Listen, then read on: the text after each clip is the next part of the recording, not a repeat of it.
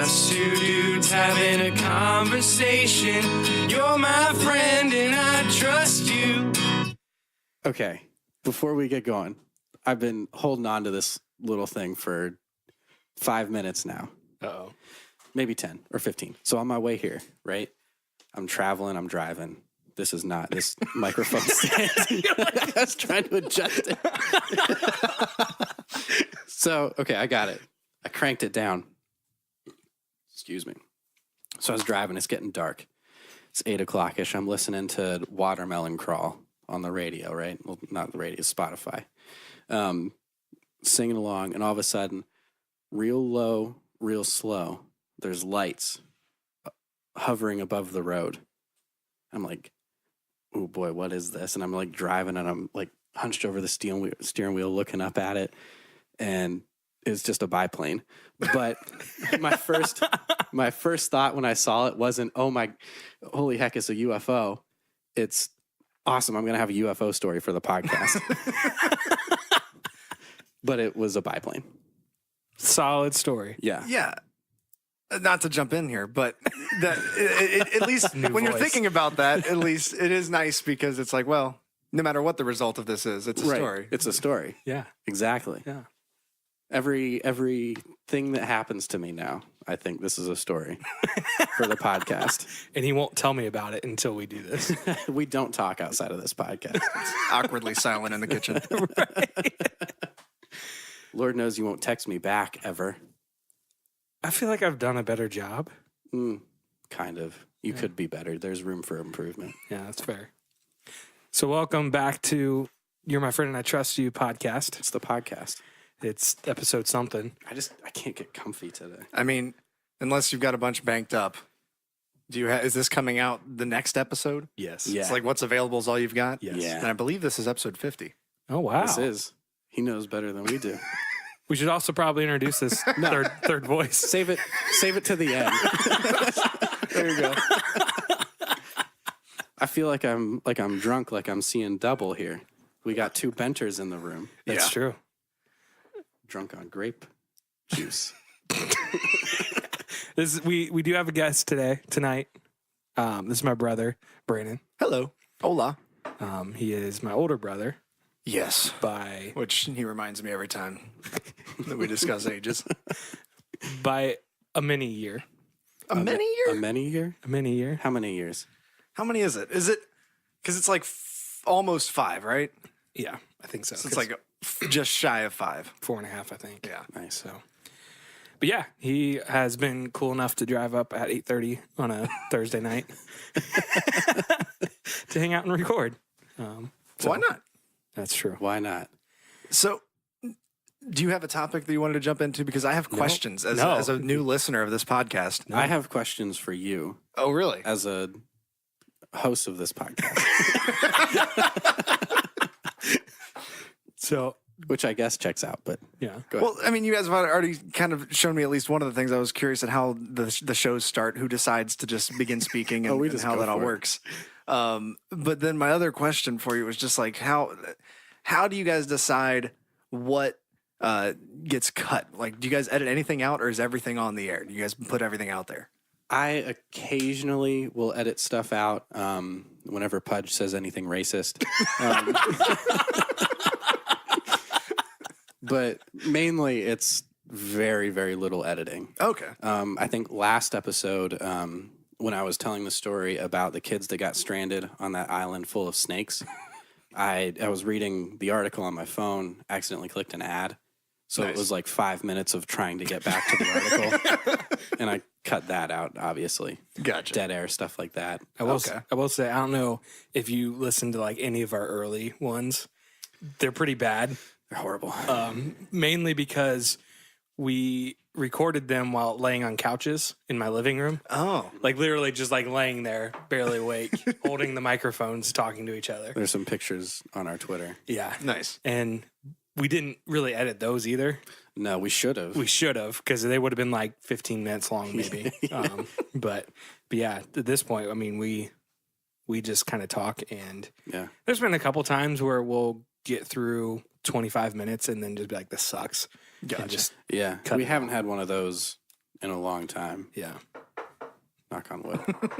but I don't think that we will today No. because we have a professional He with us here today. he gets paid to talk. That is true. I hadn't thought about it that way, but that is true. It is very true. Yeah, local radio. Woohoo. What station are you on? I don't know if I want to. Okay. We can bleep that out. We can bleep it if you want. I don't know. It's fine. Whatever. Anybody that's listening to this would not have any interest in what I'm doing on the regular. It's too local. And it's like, what is it? Adult contemporary? Is that what it's classified as? Yeah. Mm, Yeah. So all the songs your mom loves to listen to and whatever's hot today. gotcha. Have you pulled all your Michael Jackson recently? I'm curious about that because somehow it almost feels like we did the opposite. More? You doubled down on Jackson? We suddenly had Michael Jackson when we hadn't before. And I don't know what the cause of that was, but it timed out poorly. I can tell you that. We already spent all this money on this Michael Jackson stuff. We can't not. I just remember being really excited because I was like, oh, Billie Jean's on here. And then all of a sudden I started getting on Twitter and everyone's like, no, you don't want to listen to it anymore. I'm like, oh, no. Everybody knew, though. We've That known is this true. for years. Yeah. Why now? Why this one HBO thing that tips the scales? I mean, maybe it's just like the artistry of documentary making. It's just that able to convince people so well. And just then having the face to the victims, I think, is a big thing. I don't know if you see them, but hearing their story so personally, it seems like that's the idea behind this. I haven't watched it yet.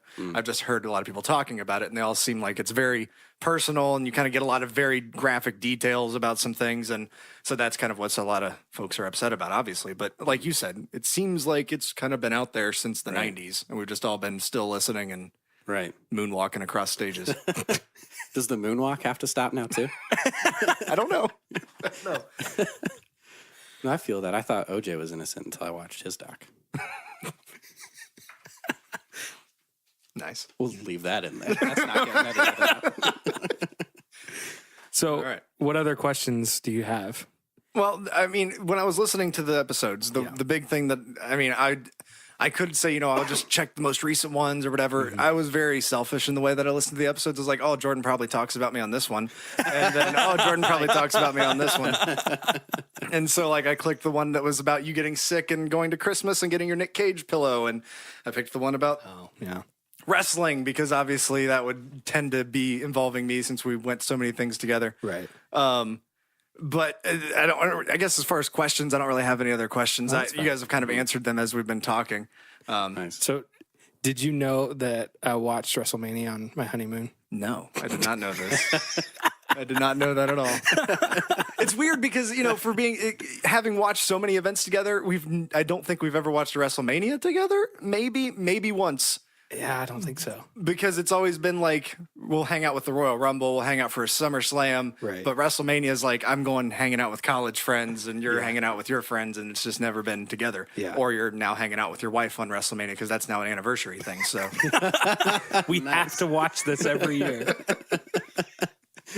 She appreciates it.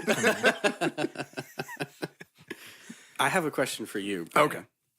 So we've never really met other than in very brief passing Yes. before. Yeah. But you've listened to the podcast at least a few times. Uh-huh. So not really knowing me outside of the podcast, what is the opinion that you've formed of me? That's a good question. I mean, I can't say that the podcast has turned me off to either of you. You guys both seem very likable on the show. Cool. Real life, obviously not, but no, I'm joking. No, as far as listening to, that's what it's kind of weird now because I listened to like 5 episodes today. So I feel like I know you a little bit more than you know me. Mm-hmm. And so it's just this weird thing where it's like, oh, I know that he doesn't like to eat skin on apples, and like weird little things like that I shouldn't know when I'm shaking a person's hand for like the second time I've met him. Was that the thought when we shook hands? He doesn't like his skin on his apple. No, but it did come up when you talked about texture and not wanting to eat the peppers. I was like, oh, it's like the skin. And I almost said something, but I was like, well, I'll wait until we get into the podcast. Too much too soon. No, but as far as what I understand of you, you seem to be a very fun-loving person when you can. But as far as the things like Jordyn was saying last time we hung out, Jordyn told me right before I had met you there, I think it was at the Christmas Eve service or something. I just came by and shook your hand and we were talking. You're like, you need to meet Donnie. I keep telling you that you guys would get along because you guys like a lot of the same things. And I was like, oh, okay. And then like with the first podcast I listened to, you're like, well, I listened to the Joe Rogan podcast recently, which I do a lot. And I was like, oh, yeah, they'll definitely get along then because that's kind of my mode of ways going as well. Have you listened to the Alex Jones episode? I have not. I'm way behind on Joe Rogan right now. I've been catching up on a bunch of other stuff. I would watch it versus listen to it because Alex Jones is just so animated. But I think I listened to like 4.5 hours of it. I was doing firewood. How long is it? It's 5, I think. Or So no, when you I'm tell sorry. me 4.5 No, and you're not done. it is 4.5 long, and I listened to 3. I think is what it was. Nice. But still, 4.5 that's a bruiser of an episode to get through. But it worked out because I was doing firewood, so I just had my headphones in, and man, it's fantastic. It's so good. I have liked Alex Jones. Here's my take on it. This is dangerous territory you're walking on right now. I'm aware. Here's my take on him. I don't think that he believes half the stuff, not even a third of the stuff that he's saying. I really don't. I do think that he is on like a different mental level, not bad in a bad way. Okay. I just think that he thinks insanely different from you and I. Mm-hmm. And it's just his either nature or nurture that he became who he was and has the voice that he has. That is true. He found a niche that made him money, and he just kind of latched onto that and took it to the extreme. Because, like, if you watch his show, he's ranting about the government putting stuff in the water that turns the frogs gay. That's the fun part. Like, right. Those are the clips that I'm like, oh yeah, that's great. This is hilarious. Yeah. I love that part. And then he starts talking about false flags at shootings, and I'm like, oh, now I got to stop listening to you again. Yeah. It's like it's hard to tell like where to go with Alex Jones. I didn't really dig into what he said originally on the Sandy Hook stuff, but on the Joe Rogan podcast, he cleared it up a little bit, saying that he didn't say that directly. It was like something that he had heard from somebody else, and he said it was whatever, but he didn't directly say that it was staged and false. Huh. Okay. So, but again, that's from him after all this stuff has happened. Of course. It could be him backtracking. And now that he's in a possible lawsuit and all that stuff, of course. Right. Yeah. Are you a little lost over here with this Alex Jones talk, or? No, I mean, I know of him and his craziness. Gay frogs? Yeah, I haven't listened to a whole lot of him. You sent me that video of somebody took his, like a whole mishmash of his quotes and turned it into an indie folk song. And it's the greatest thing in the world. That sounds like it would be good. Oh. Literal vampire goblins are hobbling around these parts. Oh, man. It's good stuff. Nice. So, Brandyn, you have a podcast of your own. Yeah. What do you guys do? We talk about old wrestling. Again, it was, I don't know where the Venn diagram is of like listeners to both kinds of worlds. It seems like we're in two different worlds of the podcast universe. The wrestling world's very crowded. There's a lot of things in the wrestling world of podcasts. But we just tend to stay away from like the current world because that seems to be where the majority of podcasts were.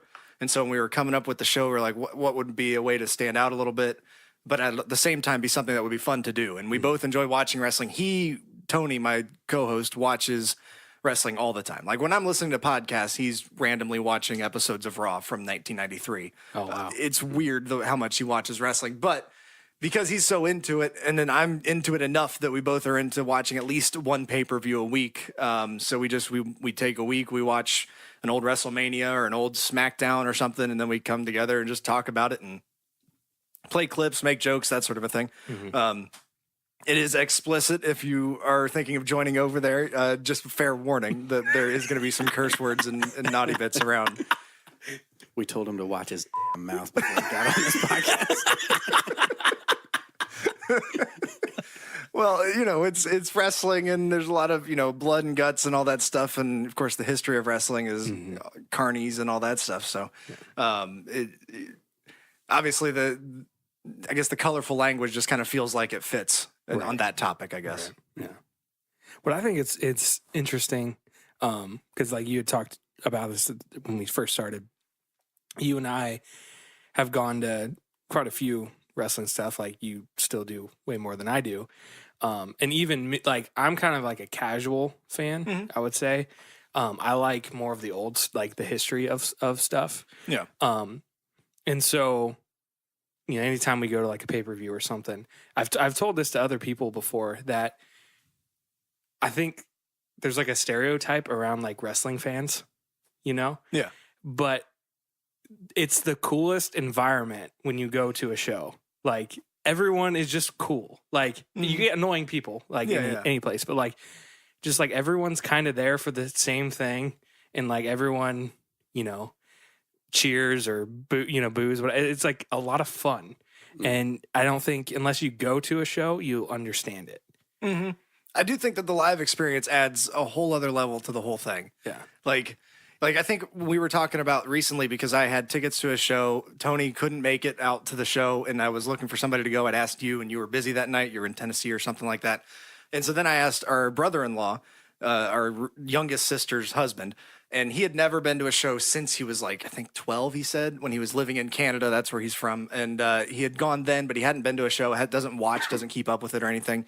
And so it was one of those things where I was like, I think it'll be fun enough anyways if he just goes. And so he did go, and he had more fun than I did. Like he was having a blast the entire time. And I think it is part of that. It's that the whole crowd. And he even commented on how like the row behind us, the guys to our right were making jokes the whole time, like about the heels and, you know, oh, that guy's fat, blah, blah, blah, and all this stuff. And then they would make jokes about other stuff. But stuff that I would see or hear and be like, oh, yeah, I saw that on Twitter like 5 times last week. He was just like, that's amazing. That's so funny. I can't believe he thought of that. And I was just like, he was just having a blast. It was like we had stand-up comedians behind us while we were watching the show. But yeah, I would encourage anyone, if you've never been to a wrestling event, to at least give it a try. Go to a big one. Don't go to obviously support independent wrestling if you're really into wrestling. But if you're going for your first try, don't go to the independent VFW Hall show. It is fun, but it's not the same experience that's going to be that like, that now you're hooked. You've got to come back and try this again. But like you said, it's just letting yourself go and letting yourself get into it. And that's the biggest thing for me. Like when I go to a concert, if I'm really into the band, like the Foo Fighters concert, I was singing along the whole time. We went to the Mumford & Sons concert. I know some of the songs and I sang with those, but most of them I didn't. And I didn't like dance or anything. It just was a different experience. Whereas like the wrestling show, I'm sweating in the middle of the show because I'm just so, jumping up and down and screaming at people and chanting and all that stuff. Yeah. Man. So obviously for somebody who is not into wrestling and very removed from that universe. Your sarcasm, by the way, went completely over my head when you guys first talked about wrestling on that episode, because you started by saying how much you loved wrestling. And I'm pretty sure you were joking because I like it a little bit. Okay. Just the way the conversation went after that, I was like, now it sounds like he doesn't really watch anything. I used to watch like early 2000s. Okay. Like when Undertaker was really doing, after Paul Bearer died. Unfortunately, I missed the whole Paul Bearer era, which I'm kind of bummed about because that whole thing and killing him multiple times was the best. But I was a huge fan of Undertaker. Like he was my dude. But I've just not really watched since Pudge and I watched a documentary, thing on the Monday Night Wars. Oh, nice. Yeah. And that was awesome. I love that. That's great. But as a whole, I don't have cable or anything, so I'm not. Yeah. And I never did, so I wasn't really watching it very consistently. But as somebody, or as most people who are removed from that world, like the whole thing is, oh, it's fake. Why would you watch that? It's just dudes running around in booty shorts tackling each other.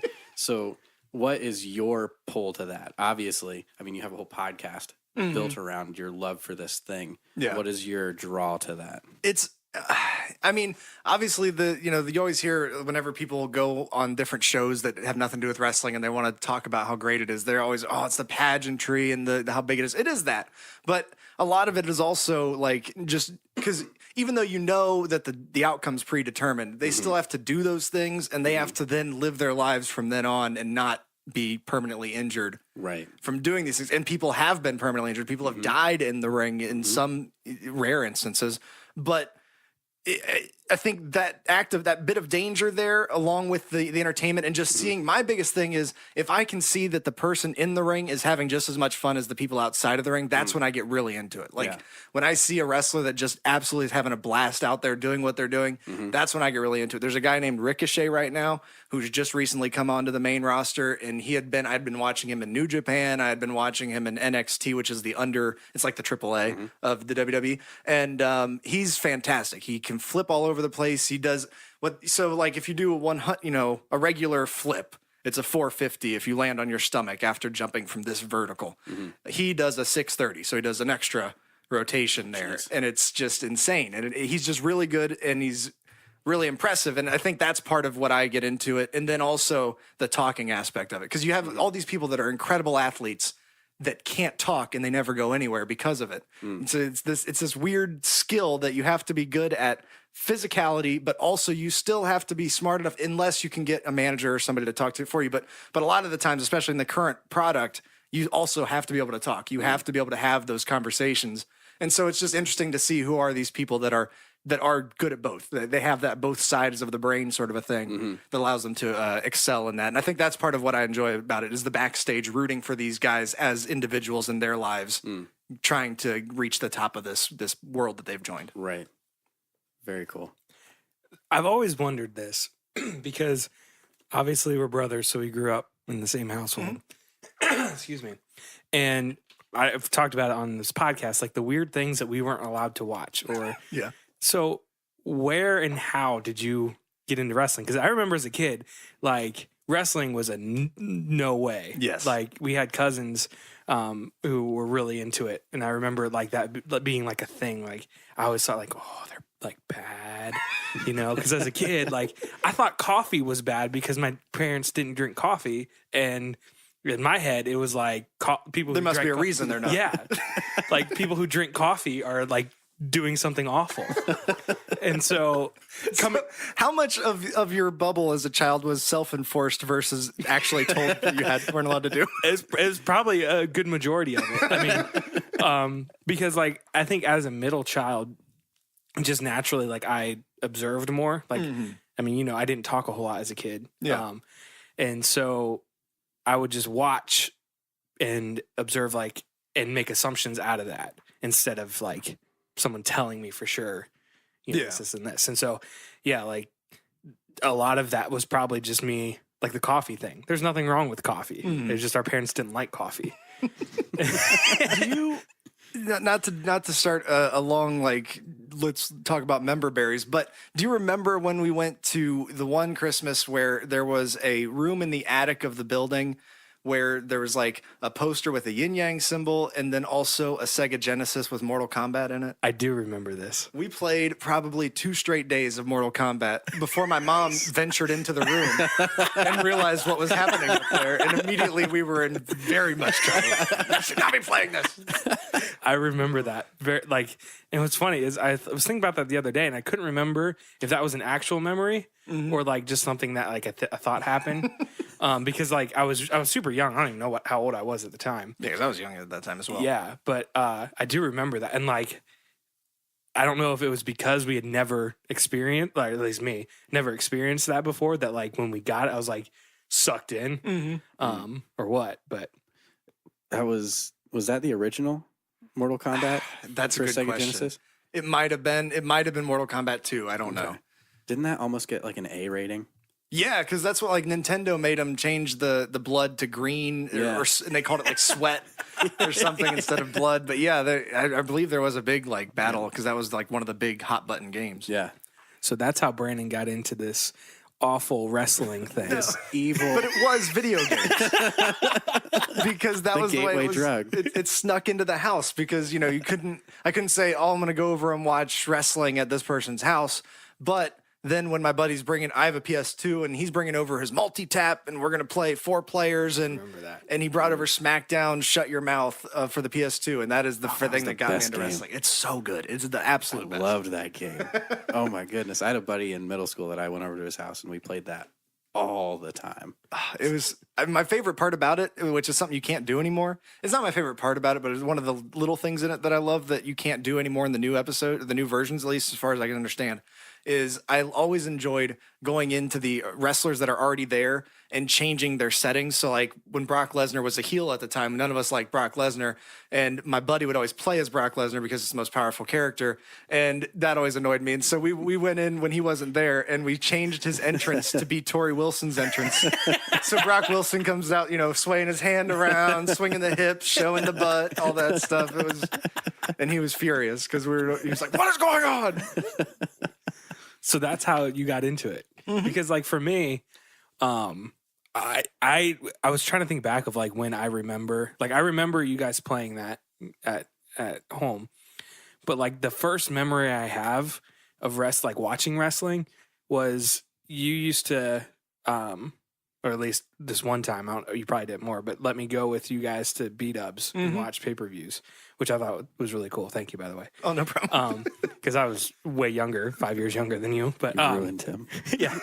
But the first memory I had was like a Survivor Series pay-per-view where somebody, I don't know for Is this the face busting? yeah, got busted in the face with a ladder. It was like they set it up like a seesaw. And one of the guys jumped off the top rope and hit one end. I've seen that clip. Yeah, and It's brutal. and so like that's what got me hooked because like he hit his face and like they showed a shot of it and it's just instant blood and like his eyes were already swollen shut. Oh yeah. and It's real. right, Like if you're talking it's about real to me. how to turn people into wrestling fans as far as that mode of it, that's the way to do it. Yeah, invite them on a night when someone really gets hurt. Right.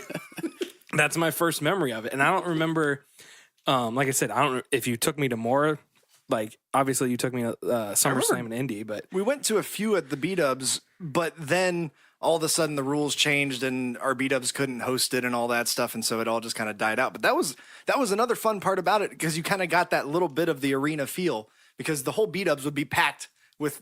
I lovingly call wrestling fans, co-wrestling fans, goobers. It'd just be packed with goobers all the way to the wall, man. Everybody's in there loving the wrestling, and so it's always fun.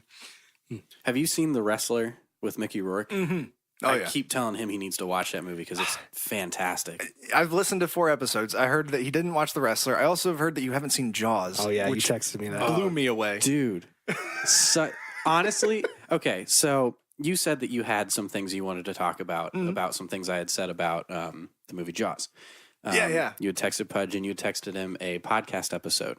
I listened to that whole thing today. Oh, It was did you? Fascinating. Isn't it? First of all, I'm going to leave that. As I was listening, I was thinking, man, Jaws really is like probably one in my top 10 like movies. It's real good. It's so good. Richard Dreyfuss, fantastic. Love his character. The shark guy, Quinn, yeah. absolutely amazing. But that was the thing you wanted to talk about is when I was talking about Quinn telling his story of his ship getting torpedoed, his guys having to abandon ship because it was sinking, and then getting picked off one by one by sharks as they were floating. Yeah. Oh my goodness. That podcast that you sent me, it's Hardcore History. Yes. Yeah. It's their addendum version of Hardcore History. He's got 2 different channels because the regular Hardcore History is like a 4-hour, 5-hour episode every time. That one, it's like, here, I've only got about an hour's worth of information. Here's a quick story. But that was the first one I had listened to, and it stuck out in my mind. And as soon as you started recapping that story, I was like, oh, God, they based that off the USS Indianapolis. Like, holy crap. I didn't know that. I didn't either never knew until that. that. Yeah. It's Amazing. fantastic. Did you listen to that? I know you didn't. I didn't. I know you didn't. I've been so busy at work. You should have. I know. Because it was really good. I know. And I love, like, I was telling him, I said, when you were saying that story last time, I remember, like, it sounded super familiar because, like, I'm admittedly like a history geek or a war history geek. And so in war documentaries, like, they talk about the Indianapolis and, like, that's come up. So, yeah, I should have, especially for podcasting content. Well, for folks that are completely in the dark on this. Yeah, we should probably explain something. Yeah, it was World War II right at the end of it. And they were in the Indian Ocean, so it's warm water. So when their boat went down, instead of freezing to death like most boats that go down in war, they were just there floating in the water, treading and hoping for rescue to come. And I guess, I don't remember how many hours they were in there. It's something insane. It was a long time because they delivered parts for the Hiroshima bomb. So it was a very, very secretive mission. So really nobody knew that they were out there. And they got torpedoed and nobody knew because they weren't supposed to know. So I think it was 4 days total till rescue. Thanks for all those pops. Sorry. And clicks. I apologize. It's okay. Yeah, but like 4 days from being torpedoed to rescue. And I don't even know like what percentage of the men were lost, but I would say completely guessing something like 80. Yeah. Because I think they said to me. It was like 600 people that were in the water at this point. So there's like this basically mass of humanity. And they said that they would get picked off from the edges. So you kind of always want to be more towards the middle. But at the same time, if you're like, the thing that kept going through my mind was if I was there, like, and you're realizing that the edge is getting closer to where you're at, like how, like, because you can't be like, I need to be in the middle because you're pushing other people out in order to do so. Like there's no, it's not even like I'm just going to escape to this spot. You're automatically, if you try to get any closer to the middle, putting other people more in danger than yourself. That was one of the things in that podcast was he was talking about how extreme tragedy like that more often than not brings out the best in humanity.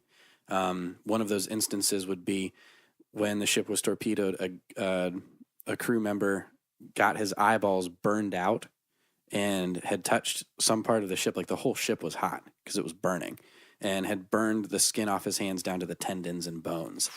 And somehow had made his way off of the ship and couldn't see, couldn't really swim. And there was a group of sailors treading water, holding them above their heads so he wouldn't be in the salt water, so the salt water wouldn't get into his wounds.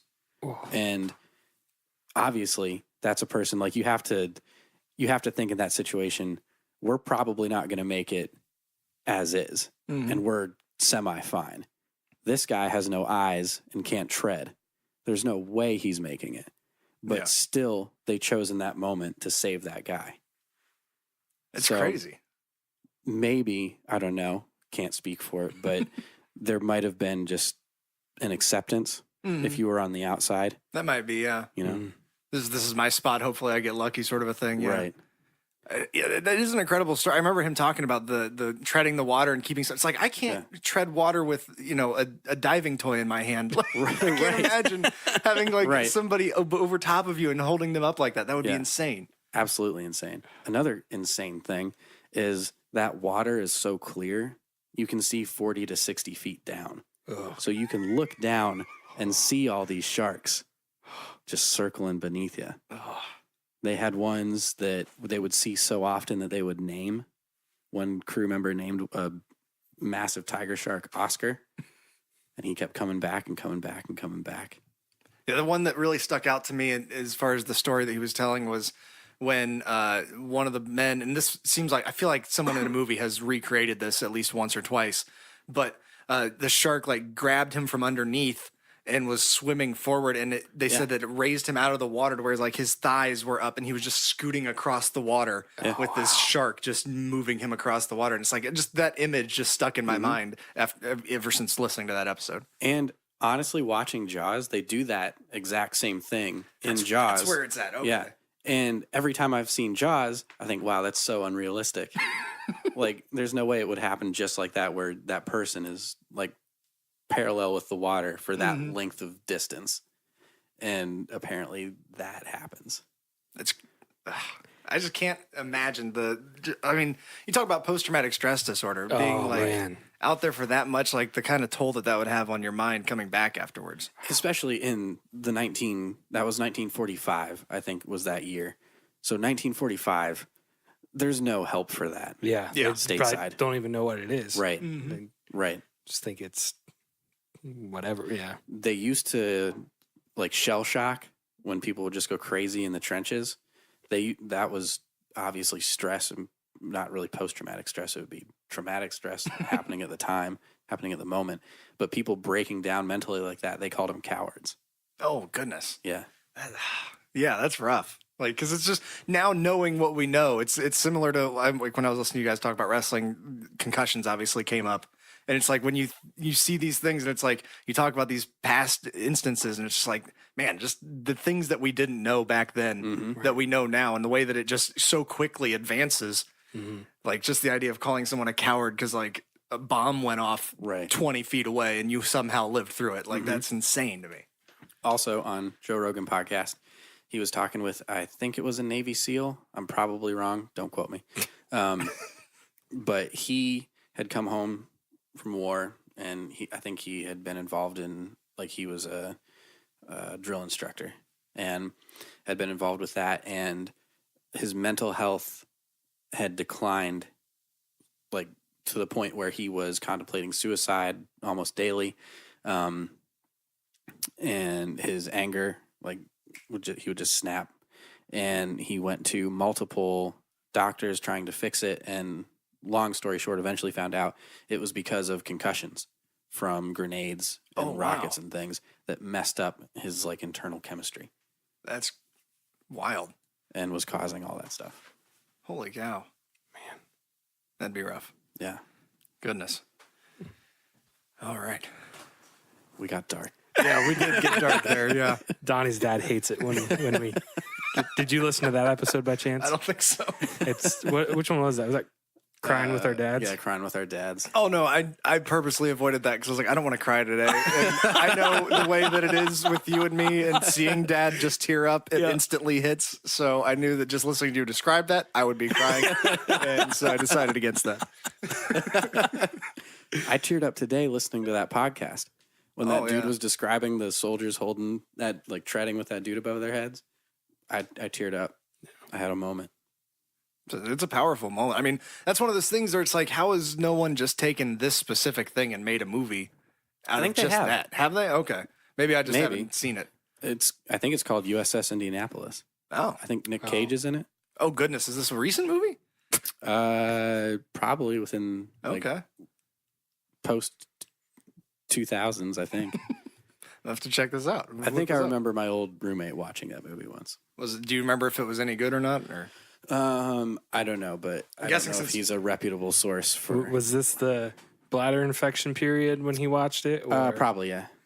So Donnie gave himself a bladder infection because he didn't want to go near his old roommate.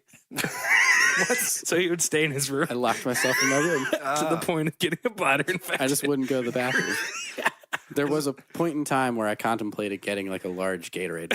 Ooh, that's the turning point right there. Right. When you start collecting the pee, that's We actually talked quite a bit about bad roommates on that episode because the person was actually both of our roommates at one point. So yeah. Is this the one that I'm thinking of? Probably, yeah. Okay. He was your roommate and then moved right in with me. Yeah. After moving out of your place. Yeah. Thanks for the warning. I was going to say, you kind of dumped him on them. No, I didn't. Donnie at one point called me. We can edit this out if you want, but called me and I'll see you later. Told me I needed to apologize to him and work things out. And I was like, dude, you don't understand. And I called you and said that? Yeah, you did. About him? Yeah. Like you it was when me and him weren't getting along. And you said, I said that? Yeah. Wow. And so I was like, you don't understand what's happening. And then, he moved in with you. And then I don't think, because we've talked about this a little bit, I don't think that you had fully at the time processed like what was going on with him. Yeah, probably. And what kind of a person he was. Yeah. And you just hadn't really, because not to air too much, we're going to leave this in, but not to air too much. We're not going to say his name or anything. But he is the type of person to make everything feel like it's your fault. Oh, okay. And I learned that living with him. And now I can completely see why you wouldn't have had a warning for me. Yeah. At that point in time, because you hadn't had time to process yet. Yeah. You hadn't had time to figure that out yet. Because that came for you. I remember from talking with you post, that came for you after. Yeah. And the same for me. That came for me after And he wasn't supposed to be my roommate. I said, hey, yeah, you can crash here for like 2 weeks until you find something. Yeah. And it was like 2 months later, and he hadn't paid rent or anything. So. And then he was supposed to be my roommate for a year. In 6 months, I said, hey, man, this isn't working out. So, like, is that a friendship that still remains, or is that kind of a distant thing now? For me, like, I called him, I don't know, a year ago, and just kind of is what it is now. Like, if I saw him in passing, we'd be fine. But like, I'm not going to go on my way to talk with him. But I haven't talked to him since I asked him to move out, and if I saw him in passing, it would probably not be good. I would probably just turn right around and walk the other way. And Donnie kept the security deposit. I did. Can I explain myself a little bit on this? Because actually, it's like at this point, 12th opinion on this. 'Cause I've asked a few people. So I asked him to move out. So there's 1 point for you to consider. But then he moved out 6 months into his lease. So he broke his lease, right? Okay. So technically, legally, he is not entitled to that money.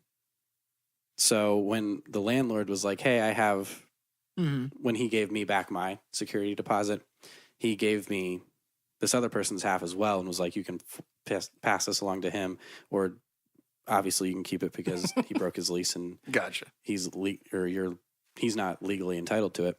But I did keep it because I don't know. I was at a bad spot with him. Just my opinion of him at that time. It's gotten a little bit better, but not much better. But I was selfish in the way that I didn't want to give him that victory, I guess. And that sounds crappy of me. I'm aware of that. But I kept it, but I felt bad just straight up keeping the money. So I gave it to a dude that I worked with who had just had a kid. I put it all on a Walmart gift card and gave them to him for diaper money or whatever. Nice. So it's technically my hands are clean. It's hard to say that. Hey, was I right to do this? By the way, I felt so guilty I didn't even keep it. It seems like you're giving me the answer already. Right. But I could see where, from your end, I could see where you would want to just go ahead and just not worry about it, not deal with whatever could come up whenever you have to interact with them to get the money back to them. And, when we left an apartment, we had three guys in a 3-bedroom apartment. The one dude got married and moved out. And so we had 2 guys and we needed to move to a 2-bedroom apartment. Well, when we did, they gave us back the security deposit. They gave us the whole thing and didn't give him any of it.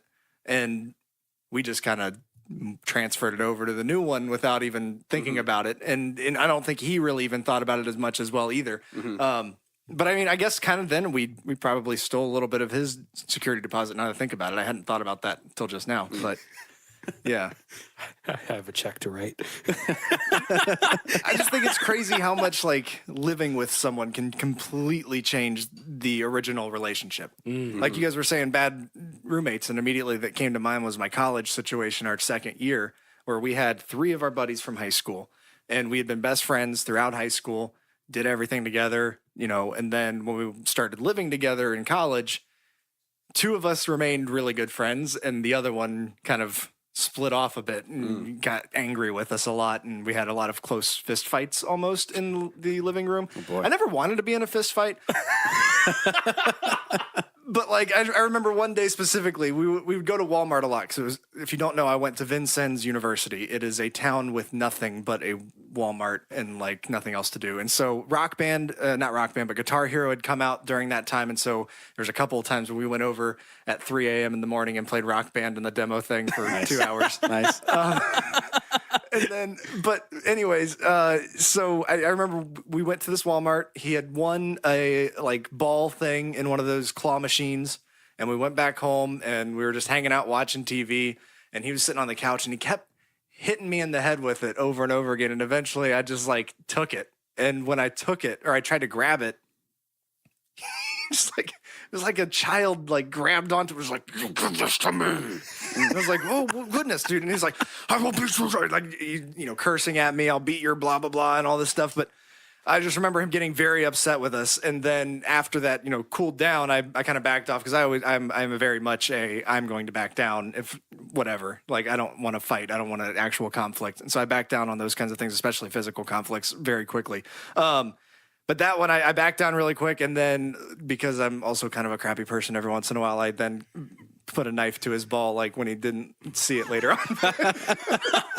We were petty in college, and it changed our relationship completely. Like I just remember like days on Saturdays when his alarms would be going off and he wouldn't wake up, and we would all be sitting in the living room trying to watch a movie while this alarm's going off every 5 minutes, and it's just like that those little tiny things that aren't really that big of a deal, but over a 6-month period just start to grate on you, and it becomes the biggest deal.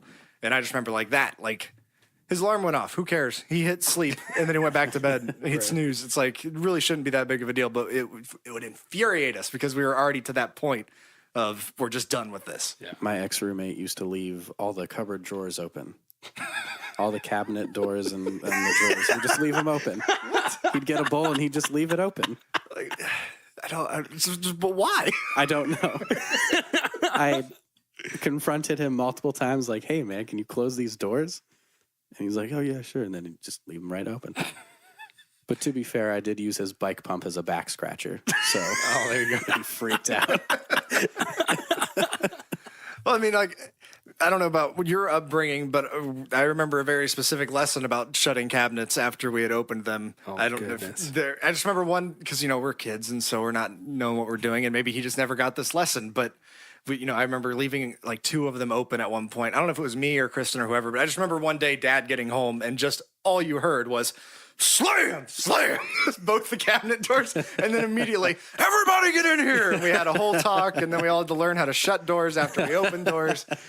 Was this shortly? I think this is just before the go stand and open that door 50 times without slamming it. Okay. Dinner. Oh, nice. We also had, I don't know if you remember them, Brandyn. I think you were there. I don't know if you were in college yet or not, but our dad printed out like a list of rules and put them on the cabinet.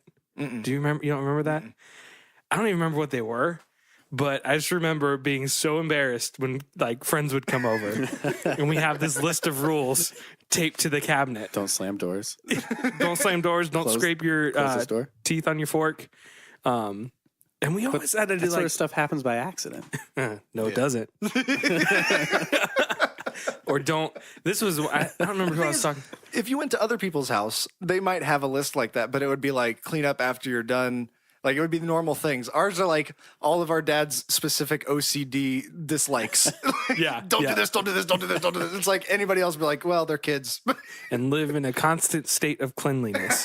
That was the big one. It's like my dad. He's very OCD with cleanliness. Really? Yeah. I've said it on the podcast before. You probably haven't heard it. My dad eats chips, like everything, with a fork. He will eat everything with a fork. It's a real treat to see him do it. He lodges the chip in there. Like if my hand is flat and it's the chip, and I have my other hand and my fingers are splayed open like the tines of a fork, he like sticks it on and then precariously perches it. And takes a bite. Does he drop them on the floor often? No, he's very good at it. Wow. It's a skill, I'd say. That is really impressive. Although I feel like it would get really frustrating because is your house just like a series of just bags with the very bottom of like the tiny little triangle? No, my mom and I will finish those off. That's all we're left with. Our thing though, it wasn't doors. It was lights, leaving the lights on. Yeah. Like in the room, like in your room or the bathroom or whatever. That was a big thing. Yeah. We just shut those lights off. That for whatever reason, again, this going back to what you said earlier, this might have been something I just like put on myself. Mm-hmm. But I remember getting in trouble for eating a chip wrong. In that, like, when you pick up a chip, you're supposed to put the whole chip in your mouth and eat it. You don't like bite it little by little. Yeah, and I remember getting in trouble for eating the chip wrong, or in trouble. I might have just said, "Hey, like that's it's understandable. I get like why that would be something that you would need to talk to like a little kid about." But at the same time, like the smart aleck in me is like, I just want to be like, open a giant, like the very first chip that's like this big. Be like, here, Dad, try this. I want to see you eat this chip properly. All this pent up chip aggression. Right. finally coming out. Which is funny because like you said the smart aleck in you. I also remember, I don't even know what it was about, but you and Dad were in an argument about something, and he was like, I watched you guys walk across the living room because at our house where we were at, our garage door was like in our living room. And so he was like, you were yelling at him, he was yelling at you, and he's like walking you without you really like realizing it backwards. And you're yelling, he's yelling. He opens up the door and he pushes you out and he closes it. It's just like done. And you're just like, oh. How satisfied do you think you felt in that moment? Probably very satisfied. Now that I think about it. Yeah. He was probably like, man, that was a pretty cool thing I just did. I'm surprised he didn't turn around to you and be like, did you see that? Right. See what I just pulled off? So, Pudge, you're married. Brandon, you're not. Mm-hmm. But if you were to have kids, what weird Nazi-ish thing would you impose on your kids? Not Nazi-ish. Poor choice of words. Yeah, a little bit. What weird OCD thing are you going to make your children do? I mean, like from growing up the way we did, it's still, when people scrape their teeth on their fork, it does bother me. That'll be one. See, like mine, I feel like, again, it's my personal preference stuff, but it'd be like, you will not share any of my drinks. There's not happening. Like, you're like that too. Oh, I can't share drinks. I cannot do that. I have made him throw out so many drinks because I'm the type of person. I'm a horrible person, apparently. I'm discovering on this podcast. With him, I would just, like, if we were to go out and get fast food, I would just pick up his drink if he got something different from me. Give it a try. A little try ski. And I always forgot that he hates that. Like, well, that's your drink now. Cannot finish a drink after another person. Also because, I mean, if you're talking about fast food, that's generally a straw, which is like just asking for backwash. That is the most... Yes. You pinch it off with your tongue. You suck it in, you pinch it off, you let it go down. There you go. All right. Yeah, I've never been into like sharing drinks, kissing on the mouth, like family members or anything like that. I've always been weird about. Jordyn was weird with like when we were little kids. I don't want to embarrass you, but it is. He wanted it to wouldn't do be it, embarrassing. What's that? He wanted to do it, I didn't. Yeah. He was really Did you into really? mouth kissing. Jordyn loved kissing mom on the mouth a whole lot. Yes, yeah. Gross. Yeah, it would be like long kisses.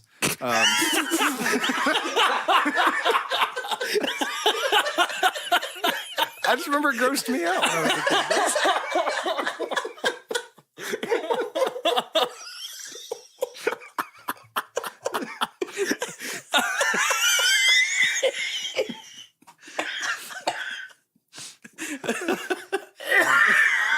Thank you for that.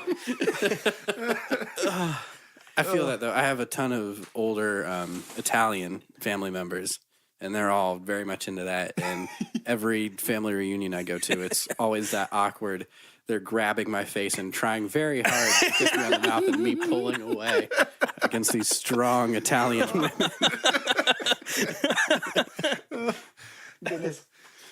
Yeah, like that, and then like, you know, the stuff with earwax and earbuds and stuff like that. Like you can't, you know, use my earbuds, sort of that. I just feel like I would be like, as long as you are willing to live and not just swap bodily fluids at all, then we're good. So you're not going to be the parent who, like, if your kid drops their binky, they pick it up and Oh, gross. you clean it off yourself with your Heck mouth. no. Oh, that's really gross. But what if it was your own Because child? I mean, it depends on where you're at. But like, if you're out in public, like, who knows whose eyebrow hair is on the ground that you're just give it to your sucking kid. in your mouth? Like, that is so gross. So you'd rather have your child take Wipe it off. Why do you need a tongue to clean this? Couple swipes on the pant leg and back in the There mouth. you go.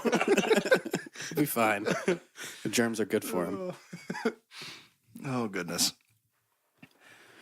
Oh, man. This is the point in the podcast where we're all trying to figure out something to say.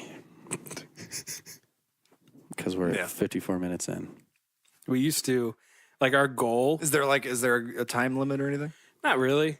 Like, It was like, I don't know why we were so strict of like, it has to be a half hour. Oh, okay. It can't be longer than a half hour. but good. I think it was because we were bad at talking. Yeah. And it was just to get a half hour's worth of anything was such a struggle. Yeah. And now we can cruise for 45 minutes to an hour and be pretty good. Nice. Be pretty fine. Yeah. But sorry. No, you're good. I am jealous of your guys' ability to do these hour-long shows because like I hear these shows and like, oh, that was pleasant. I just listened to it. It was over, and now it's done. It's gone. It's not. It doesn't take up a lot of your time, but it's just enough that you can kind of get deep into things. Whereas like our show, I have been trying to figure out a way to shorten our show somehow because like you were saying, we had a lot of episodes. I did the math the other day, and we're up to I think 462 hours. Jeez. Of podcasts available, which is like, I wouldn't ask anyone. That's why I feel bad about like ever recommending my show. Like, I don't want you to go back and listen to all of this. That's too much. Just pick out like a couple episodes you like, but it's a lot. Yeah. But so like, it's like listening to your guys' show. One of the things that I picked up on was that I think your guys' quality of audio is really well done. And I don't know if that's who to attribute this to, Mr. Okay, so I'll give you the full credit on that. I thought it sounds really good. The show, I enjoy it. And so because our show is so long, though, we lower our quality levels, and I just was finding myself very jealous the entire time I was listening. I was like, oh, I can like hear all the little ins and outs and the things in the background sometimes, and it's like. Ours is like I cranked down to where you're listening to AM radio, basically, but you're getting the show. Yeah. Just got to compress it. Yeah. Throw a little compression on there, a little EQ. I got a new plugin that I'm excited to try. The last guest we had talked about this beforehand. Nobody's going to care about this, but I'm going to make you listen to it, listeners, because I'm going to push for an hour. We're at 56 minutes, and I'm pushing for an hour. I got this new plugin that the last guest we had, Zach Owens, with the third mic in the room, you could definitely hear, because this isn't sound treated at all, you could hear the reverb of the room, and it was bleeding over into other mics, and it sounded kind of bad, and I couldn't take it out. I have a new plugin from Waves that is supposed to take out the reverb. I'm excited to see if it works as well as $40 says it does. Just a noise gate, so you just hear us like... It's different than that, though. It only does the background frequency. I don't know how it does it. Huh. I also got another plugin for my... Again, nobody's going to care.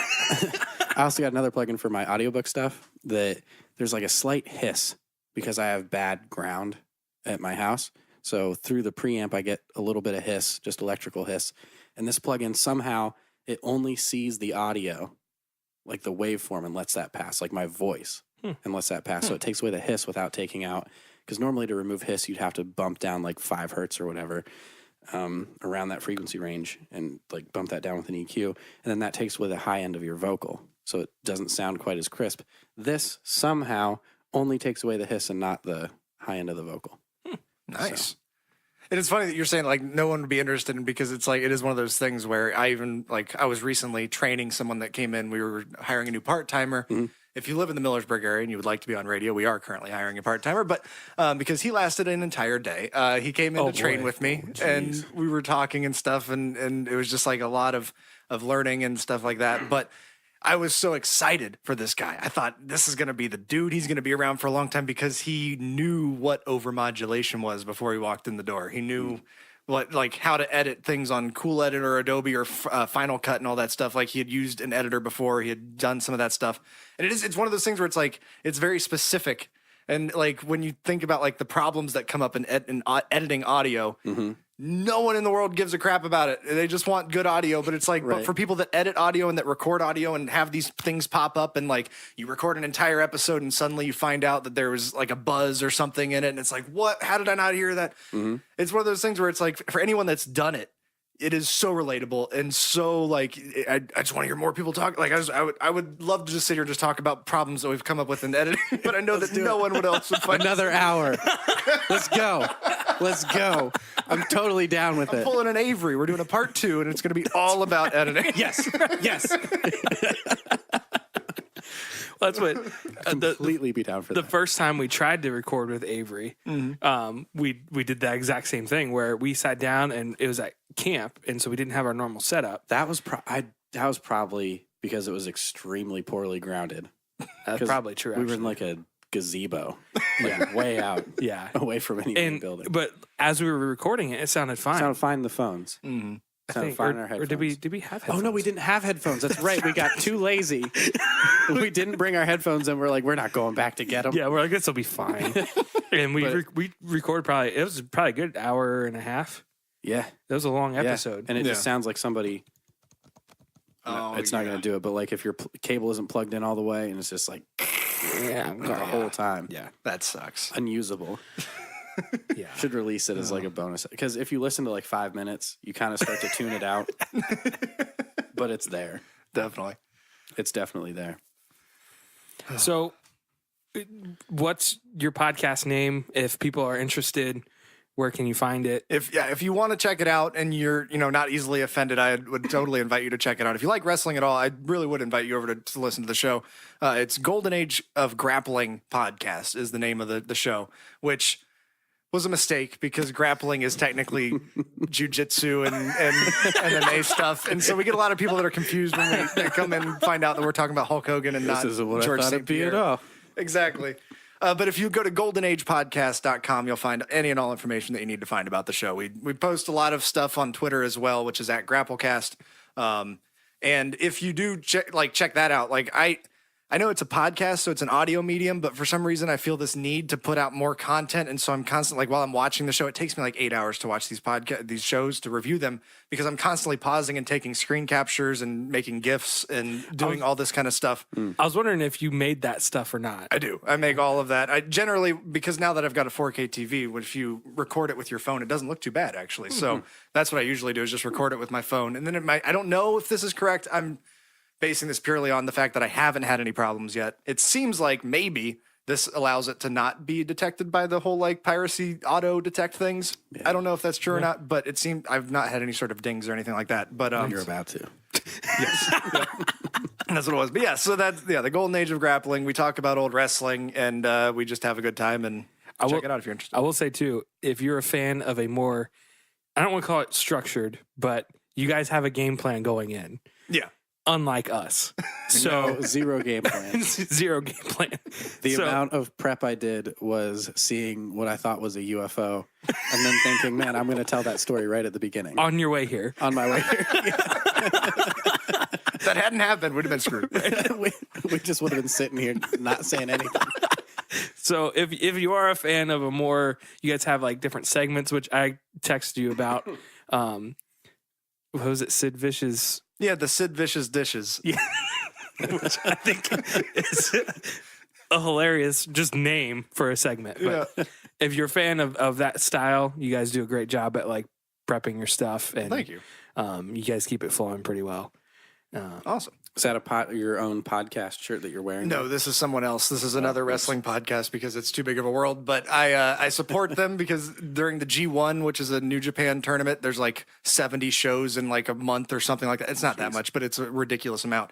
And they would release the podcast on each show throughout each night. And since I'm not going to watch them all, I want to be able to listen to it. So I joined their Patreon. And then a couple weeks ago, I found out I was the random winner. And so I got a free t-shirt. Awesome. I really like this for shirt. you. But Yeah, it's pretty dope. Yeah. So anyways, the wrestling world is alive and kicking. And WrestleMania coming up. If you are interested in wrestling, it's a good time to check it out. So maybe this should be an off-air question, but since I thought about it, we're going to leave it in. No editing this episode. Do you guys want to go? There is a church in Massillon that does wrestling on Thursday nights, and I've wanted to go for the longest time. Seriously? Yeah. I didn't know. What do they? Do you know what they call the? Is it a company name or anything?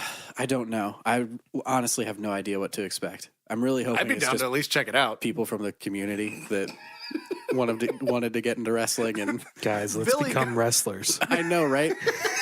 I know. I just feel like this is some poorly misguided youth minister that's yeah, well, if you guys get your parents to sign signatures, we'll let you do matches. You guys Still doing chair shots. They got the crutch wrapped in barbed wire.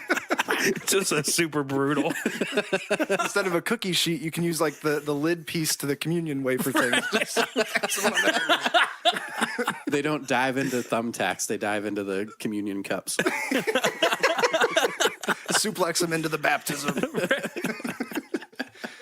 I would be totally down to go check this out. Let's do it. I'd be down for that, definitely. Let's do it. I forget what church it is. I'll find out, but I believe it's Thursday nights if they're still doing it. but I really hope it's really bad. All I know is that if we do this, I will be planning on us coming and talking about it, and then if you guys will allow me to use it on our show as well. Oh yeah, definitely. Review the church wrestling. Yeah. Yep. I want to know, how do you get the announcer spot on that? Yes. I want to live announce it. That would be fun. That live podcast, like ring announcing, or like announcing while like play by play. Play by play. Oh, okay. Like what you would hear on TV. Yeah. As you're watching wrestling. That's probably one of my favorite parts about wrestling is the commentary, because you've had some fantastic commentators throughout the years. Oh yeah. But we play a lot of Bobby Heenan on our show.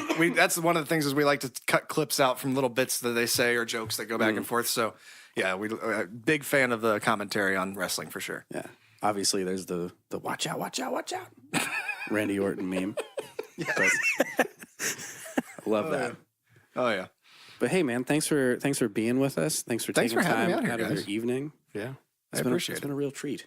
It's been fun. And you asked me at the beginning of like what my thoughts were on meeting you after having listened to you. Sure. I thought about it when we were in the middle of another topic, and I didn't want to derail us too much, but now that we're at the very end here, I just wanted to say that, and maybe your other listeners will disagree with me, but it seems like I would think that's kind of the draw of this show, especially with like the title and stuff. I just love your guys' your realness. Like you guys are very you're raw. You kind of wear your emotions on your sleeves. It seems like the title "You're My Friend and I Trust You" seems like kind of an ethos to the show, at least with a little bit that I listened to. I thought you guys came off very, very genuine. I enjoyed it. Thank you. Legitimately gonna make me cry. You can make Donnie cry pretty easy. What's gonna happen? I'm not trying to make you cry, but I did. I really enjoyed the show. Yeah. Thanks, dude. Yeah. So, Well, definitely check out Brandon's podcast, Golden Age of Grappling. It's not about actual grappling; it's about wrestling. About wrestling. Mm-hmm. And do you want to plug your Twitter quick? Oh, Deadpool 1205 if you're looking for stuff to read. And you can find us at My Friend Podcast at twitter.com. Nice. You can hear us on Back Row Radio on Fridays in the morning at some time. 10 a.m., 7 a.m., 10 a.m. Eastern Standard Time. Mixed in with some music. You can find us on iTunes, Podbean, everywhere. Spotify, YouTube. We're hard to miss. Please. Seems like a lot of people are missing us, though. Yeah. Please send us an email. Please do. We had a new follower on Podbean today. Did we? Yeah. Was it you? Did you follow us on Podbean? I don't know. I subscribed using Pocket Casts, so I don't know that's what it is. if that counts or not. What's your handle? I don't have a handle. Oh, maybe it assigned you. I just use an RSS feed. Yeah. So gotcha. We'll figure this out. We'll get to the bottom of it. Whoever our new subscriber is, thanks. Oh, hey, we also have listeners in Mexico, Denmark, Sweden, Spain. Really? In the UK. Yeah. I looked at our world analytics. Huh. We've gotten some downloads, not a ton, but Yeah. we've gotten. We broke the 2,000 mark, right? Yeah, we broke the 2,000 download total mark recently. Nice. We've been doing this for a year. Have we been doing it for a year? Or like over a year. Over a year, and finally 2,000 downloads. Probably mostly our parents. Well, your parents. I don't think my parents listen. So. hopefully not this one. I'm gonna get home and This is going to be the one. oh, some OCD,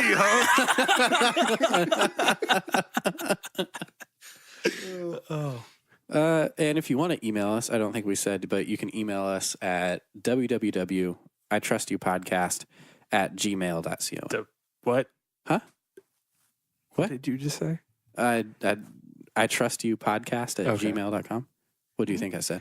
I thought you were going to a website. I just realized why that was written here on the table. Is it not www dot for email? An email? Yeah. It would just be. You wouldn't put in the www dot. No, you would not. Wow.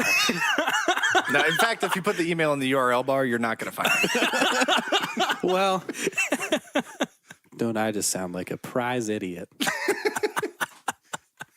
Well, thanks for listening, guys. We hope you enjoyed Brandon. I don't know why I'm being so structured right now. I think I feel pressure because we have a true professional with us. That's true. So I'm trying to be more structured at the very end. Okay, one thing that I really have liked about your guys' show is I enjoyed the singing intro with the actual theme song, but my favorite part is the songs that are just you guys are just singing at the beginning. So I was wondering if you guys would sing "Afternoon Delight" with me to end the show. Yes. Sorry, back row. We're about to sing Afternoon Delight. Cut it out if you want to, but it's in ours. I'll let the professional get it started, but I'll join in for sure. Does it start with Gonna Find My Baby? You guys want to sing high? Are we taking parts? I don't really know about parts. I was just Neither gonna do sing, we. like, the Neither do beginning of I. it. Yeah. Yeah. Or does he? Yeah. And So I'll take the high part. Okay. I'll just sing. Okay. I'm not a professional at singing ready? part. Gonna find my baby, gonna hold her tight, gonna grab some afternoon delight. And motto's always been when it's right, while waiting till the middle of a cold, dark night. When everything's a little clearer in the light of day. And we know the night is always gonna be there anyway. Thinking of you's working up my appetite. Looking forward to a little afternoon delight. Rubbing sticks and stones together makes the sparks ignite. And the thought of loving you is getting so exciting. Sky rockets in flight. Woo! Afternoon delight. Afternoon delight. Just two dudes having a conversation. You're my friend and I trust you.